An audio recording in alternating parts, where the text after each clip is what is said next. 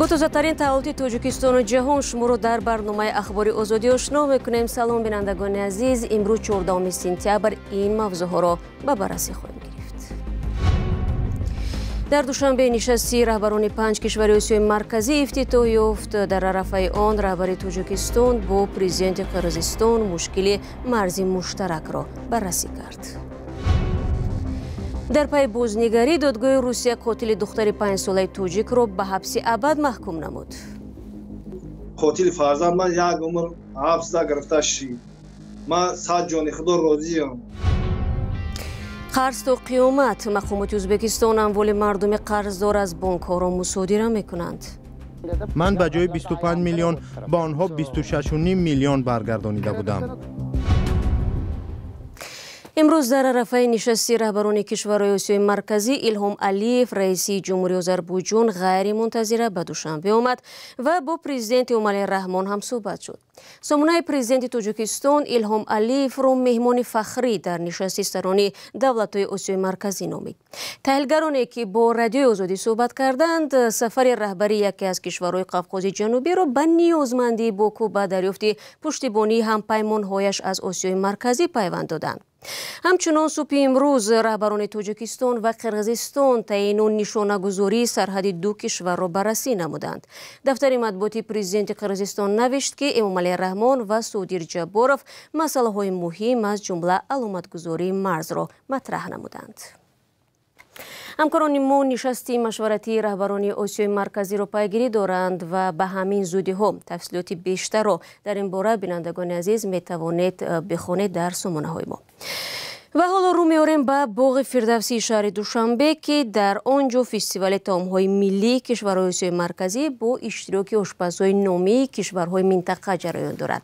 در این باره همکارانمان امیر عیسوی و اسکندر فیروز گزارش می‌دهند.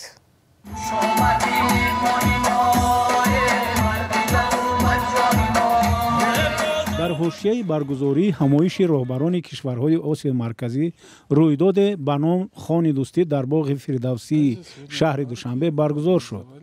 در کنار پیشنهاد دستاوردهای کشاورزی و هنرهای مردمی در آن برای مهمانان 400 دیگ آش پلو تهیه شد. و آش پلو از تمام منطقه های جمهوری تاجیکستان و همچنین از همسایه کشورهای به ما دوست از جمهوری ازبکستان و از ترکمنستان و همچنین از قزاقستان و خوراک های گوناگون انواع خوراک ها پیشنهاد کرده شد و باور کنید بسیار یک تاثیرات خوب هم مردم از این گرفتند. خوان دوستی از سوی شرکت کننده های همایش رهبران کشورهای آسیای مرکزی و سفیران کشورهای خارجی مقیم دوشنبه مورد بازدید قرار گرفت. خیلی بامزه، خیلی لذیذ و من خیلی خوش آمد. گوناگونی طعام‌ها و هم طرز ناهمسان پختن آنها. متأثرم. تشکر. در گوشه آشپزهای ازبکستانی دیگ میسین توجه ما را جلب کرد که معمولاً ساکنان بخارا در آن آش پلو تهیه میکنند. آشپزان ازبکستان فرق آش تهیه شده بخارایی، سمرقندی و تاشکندی و اندیجانی را توضیح دادند. فرق میکند. بله، اندیجان آشش گوشت گوسفند روغنش دیگه و مردان آشش یعنی چایخانه باب. اینجا اندر پسته روغن، این به کنجوت روغن گفتگیمدک زغر، اینجا هم به یک سه خیل آموخته روغن خواهی آب جواز روغنش هست. حضرت نبیزاده آشپز از مزار شریف که حالا در چایخانه مولانای شهر دوشنبه کار میکند نوع از پلو افغانستانی را پیشنهاد مشتریان کرد. او قدر فرقیت ندارد، فقط از نگاه برنجش کمترک فرقیت داره، دیگه روغنش و چیزاش کمترک است. از ما برنج آش ما یک ذره سبکتر است، با مویز داره، از ما اضافه پیسته داره. این را شما میبینین که پیسته و بادام است، تخم بودنه و خود بودنه. ایرا به نام امروز که ما اینجا تهیه کرده هستیم از آش مایچه دار. یا البته مایچه نیست. میدونم مایچه نیست. بله از گوساله است. بله اینش همچنان سغل این مالونگ میگیم که الک داره. بله الک داره. امروز اینجا از امو تیار کردگی هستیم. مهمانان و راهبران همایش کشورهای آسیا مرکزی با این برنامه تفریحی تشریف آورده از آش پلو و دیگر انواع میوه‌جات رایگان تناول می‌کردند. مسئولان برگزاری خانه دوستی برای آزادی گفتند که برای جلوگیری از بی‌ترتیبی‌ها تصمیم شده است که برای وارد شدن ساکنان دوشنبه به این باغ بعد از ظهر امروز اجازه داده شود. رو می‌آوریم به موضوع‌های دیگر. جزای گناهگار به قتل دختر 5 ساله توجیک وزنین‌تر شد. بر اساس حکم دادگاه تجدید نظر یا کاساتسیونی الکساندر سیومین برای قتل هویدا به حبس ابد محکوم گردید. پیشتر حکم او 24 سال زندان بود. همکارم مراجعه یوسفی این موضوع را پیگیری کرده است و حالا در بری من در استودیو است. سلام مراجعه، خوب حکم دادگاه کی صادر شد و تفصیلات آن چی است؟ سلام شعلا و درود بینندگان عزیز. دادگاه زینه دوم ولایت مسکو از آغاز هفته شکایت وکیل دفاع و پدر هویدا طلازاده را بررسی کرد. آنها طلب داشتند که الکساندر سیومین گناهکار در قتل دخترشان به حبس ابد محکوم شود. شفقت جان عمروف که از حق پدر هویدا در دادگاه حمایت میکند گفت طرف جبر دیده و هم دادستان از حکم اول دادگاه ناراضگی کردند. هرچند وکیل دفاع الکساندر سیومین طلب کرده است که او سفید کرده شود، در نهایت شام دیر و 13 سپتامبر دادگاه قرار اول را بیکار و الکساندر سیومین را به حبس ابد محکوم کرد. مراجعه، آیا واکنش ها به این خبر علاقه هست؟ بله، دهها کاربران شبکه‌های اجتماعی از این خبر استقبال کردند و نوشتند که حق به حقدار رسید. عبدالسلام سعیدوف پدر هویدا هم گفت وعده در سر گوری فرزندش داده را اجرا کرد. ما در سر قوری فرزندم قول داده بودم که مثال باید ما کوشش کنیم که همین قاتل فرزند ما باید حبس عمره محکم که بتوانم گفته، نه که با مقصدم رسیدم. مثلا با کمک های جناب عالی محترم امام رحمان، با کمک خدمات کنسولی سفارت همش مثال ما را دستگیری کردن. مثال غریب بچه ما را بسیار دستگیری بسیار کرد. ما ما منتدارم. صحبت پدری هویدا بود. خب مراجعه، آیا با همین حکم الکساندر سیومین دیگر نهایی شد؟ بر اساس قانونگذاری روسیه بعد قرار زینه دوم حکم به اجرا می درآید و به احتمال زیاد الکساندر سیومین را به زندان نظامش پرزور میبرند، اما سیومین حق دارد تا 6 ماه دیگر از بالای حکم شکایت برد. به گفته شرکتداران مرافعه، سیومین در تالار دادگاه به حکم اعتراض کرده است. فهمو، تشکر مراجعه. با یادآور میشویم که هویدا طلازاده روز 22 ایول سال 2018 در نزد خانه‌شان در شهر سرپخ و ناپدید شد. روزی دیگر جسد او را در برخالطه ورزشی یافتند. قتل او از قضیه‌های پرسر و صدا در چند سال گذشته بود و بسیاری ها را در تاجیکستان و روسیه وحشت زده کرد.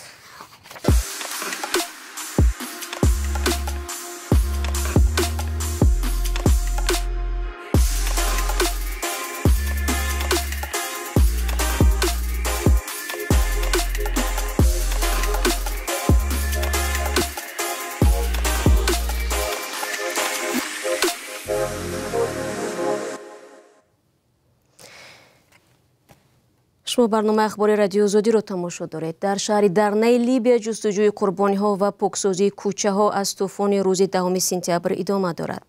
کارمندان خدمات نجات تقاضا کردند که برای جمع نمودن قربانی ها با آنها خلطه های پلاستیکی فرستاده شود. روز یکشنبه مناطق ساحلی بحر میان زمین با طوفان و آبخیزی مواجه شدند. در نتیجه هزارها نفر به هلاکت رسیده، مردم زیاد و مال و کالای آنها به بحر شسته شدند. مؤسسه‌های بشری سازمان ملل متحد تخمین کردند که در این آفت طبیعی کمش 5000 نفر به هلاکت رسیده، نزدیک به 10,000 کسی دیگر به نام و نشان شده است. در ازبکستان باشد برنامه سر و صدای دستگیری صاحبکاری اویلوی با بنبست مواجه کرده است. مردم زیاد قرض گرفته حالا امکان ندارند پول را به بانک ها برگردانند. بسیاری ها از اون سبب به این برنامه توجه کرده بودند که قرض امتیاز داشت و برای گرفتن آن پیشنهاد گرفت ضرور نبود. حالا در سراسر ازبکستان ریدها برگزار گشته، مقامداران در حضور افسران حفظی حقوق و ترتیبات مال قرضداران را مصادره میکنند. اسکندر خواجه میرزاده گزارش می‌دهد. خب بینندگان عزیز، همین لحظه ها گزارشی که ما حالا اعلام کردیم آماده می شود برای تهیه و پخش و پیشنهاد شما و من با یک خبر دیگر برنامه را ادامه میدیم. مهاجران تاجیک از شهر سنت پترزبورگ شکایت دارند که چند روز اخیر ثبت نام و یا رجیستراسیون مشکل شده است. ثبت نام شهروندان خارجی از جمله مهاجران کوری در منزل زیسته با نشانی مشخص در روسیه حتمی می باشد. کاربران رادیو زودی روز 14 سپتامبر از نزد مرکز مهاجرتی سنت پترزبورگ نوار فرستادند که در آن جنجال و نوبت‌پایی زیاد دیده می شود. مؤلف نوار می گوید بعضی از مهاجران برای ثبت نام کردن یک هفته می شود در نوبتند. یکی از دیگر مهاجران در صحبت با ما گفت با سبب جای داشتن مشکلات 10 روز به ثبت نام بودند و بالاخره آنها را همگی برای یک هفته در قید گذاشتند. از سوی دیگر با گفته مهاجران اگر تا 2 ماه پیش نرخ رجیستراسیون در شهر سنت پترزبورگ برای 3 ماه 7000 روبل روسی بود، بعد آغاز ریت‌ها به 12000 روبل رسیده است. همینطور پرسش‌های نشان داد که در شهر مسکو نیز گذاشتن در قید مشکل گردیده وقت بیشتر صرف می شود. این هم در حالی است که ماه‌های اخیر در روسیه ریت‌ها شدت گرفته و نداشتن رجیستراسیون باعث 5000 روبل جریمه و یا دپورت مهاجران می شود. خب باز یک خبر دیگر هم هست. دپارتمنت دولتی یا وزارت کارهای خارجی آمریکا گفت خبرهای روسیه درباره همکاری با کره شمالی در برنامه‌هایی که می‌توانند قطعنامه‌های شورای امنیتی سازمان ملل متحد را ویران کنند تشویش‌آور می‌باشد. کیم چن این رهبر کره شمالی 13 سپتامبر بعد از ملاقات 4 ساعتی با پوتین پشتیبانی کامل و بدون قید و شرطی کشورش را از منفعت‌های روسیه اعلام کرد. وی مناسبت را با روسیه از اولویت‌های سیاسی دولتش نامید. همچنین وزیر کارهای خارجه روسیه سرگئی لاوروف 13 سپتامبر خبر داد که مسکو و پکین از تحریم کره شمالی دست می‌کشند. تحریم‌ها علیه کره شمالی را شورای امنیتی سازمان ملل که روسیه و چین عضو دائمی آن هستند برای رشد برنامه‌های هسته‌ای و موشکی جاری کرده است. خب بینندگان عزیز، همین لحظه ها ما برای تقدیم شما با گزارش‌های دیگر آمادگی میگیریم چون یک مشکلی فنی پیش آمده است و من یادآور میشوم که در برنامه امروزه ما درباره نشست سران دولت‌های آسیای مرکزی صحبت کردیم که امروز در دوشنبه جمع آمدند و آنها قرار است فردا نیز ملاقات کنند. پرزیدنت قرقیزستان در این ملاقات ها شرکت داشت ولی قرار است که همین بیگاه هلکه به کشورش برگردد، یعنی به بیشکک. و همینطور حالا همکاران ما در آنجا حضور دارند و منتظر آن هستند که یک بریفینگ برگزار شود و ببینند که کدام مسئله ها در نشست سران کشورهای منطقه مطرح شده است و همانطوری که در بالا برای شما ما گفته گذاشتیم شما می توانید در دوام روز خبرهای نو را در این زمینه پیدا کنید و همچنین اکثریت منتظر آن هستند که آیا تا کجا مسئله مرزی بین تاجیکستان و قرقیزستان در این ملاقات مطرح می گردد.